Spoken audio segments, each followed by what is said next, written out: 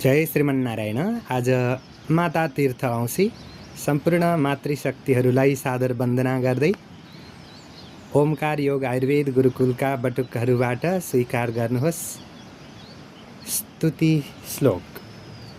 मातरनमामि कमले कमलायताक्षे श्रीविष्णुरे कमलवासिने विश्वमाता क्षीरोदजे कमलकोमलगर्भगौरी लक्ष्मी प्रसीद सततं नमतां शरण्ये नीलातुङ्गस्तनगिरितटे सुप्तमुद्बोध्य कृष्णं पारार्यं संसृतिशतशिरः सिद्धमध्यापयन्ति स्वोच्छिष्टायां सृजनिगलितं यादनाकृत्य भुङ्क्ते घोरालस्यै नमैदमिदं भूय एवास्तु भूयः।